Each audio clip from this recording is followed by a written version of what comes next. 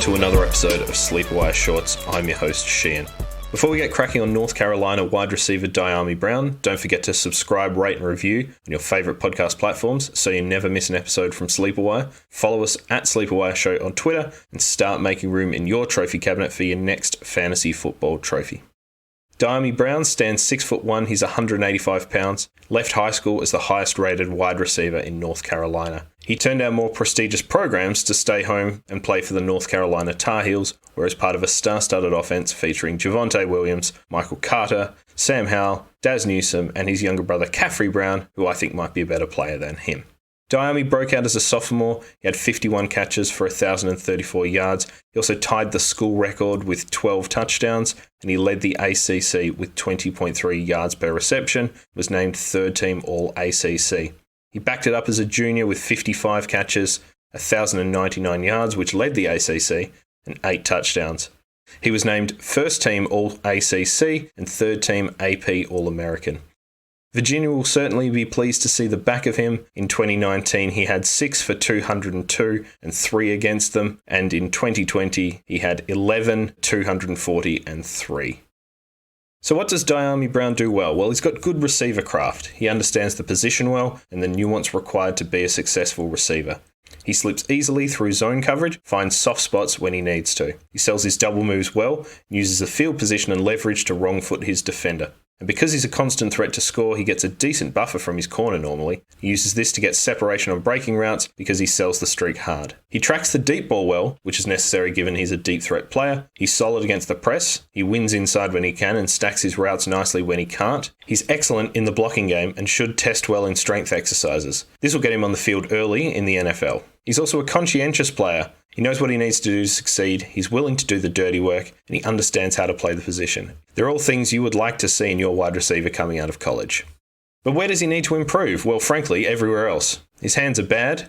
They're so bad a man rescuing people from a burning building would make fun of him. My man just started throwing babies out the window. Wow. We was catching them, unlike Aguilar.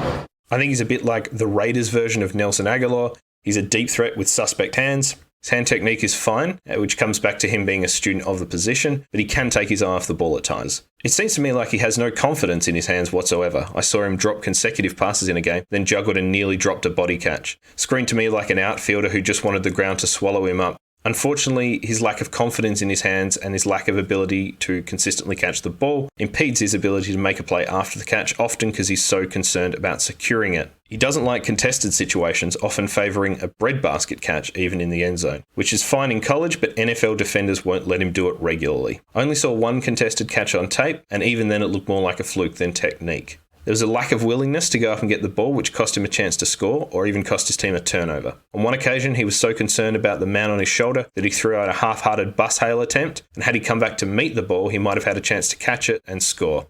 He looks timid when he knows contact is coming, plays the game like he's afraid to get hit. I think this contributes to his catching issues as he's more concerned about getting laid out than securing the ball. Frankly, I don't blame him for it. I certainly don't want my bell rung by an NFL safety, but it's the sort of thing that coaches won't like.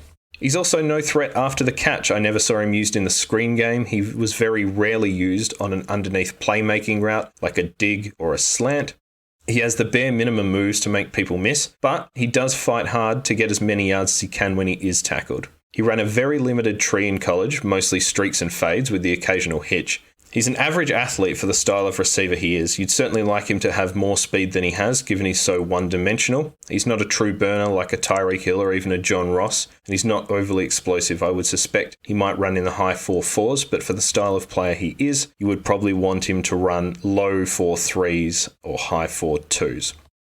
So where does that leave us on Dyami Brown? Frankly, I don't get the appeal. He has had an outstanding college career and kudos to him for it, but he seems so limited with what he can do, don't see it translating to the next level. He's going to be a luxury player for whoever drafts him. Blocking is going to get him on the field early, and the secondary will have to respect his deep threat game. You're never going to throw to him on key third downs, but chuck it up on 1st and 10 and see what happens. If you are going to draft Dyami Brown, he's going to be a very boom-bust type player in fantasy. He's currently going at the back end of the second round in dynasty drafts, and I just think that's far too high for a guy who cannot catch the ball, who needs a lot of work and doesn't want to get hit. At that point, I'd rather Tamarion Terry or Elijah Moore, who are similar players to a degree but have a much higher upside and offer a bit more. Both of those are currently going later than him in dynasty drafts. The earliest I would consider him is the back end of the third, and at that point you're drafting upside and you can't go past his production. I think he's going to likely be a whipping boy for fans of whoever drafts him. Inevitably, he's going to be someone who goes off against your fantasy team every year but is not going to produce when you own him. So that's it for this episode. Follow me on Twitter at SleeperWire Show for fantasy football musings, rookie and dynasty talk, bad jokes, and occasional trivia questions. As I said off the top, don't forget to subscribe, rate, and review wherever you get your podcasts so you never miss an episode. Follow at SleeperWire Show on Twitter for more great content. So stay safe, and we'll catch you next time. I like Aguilar.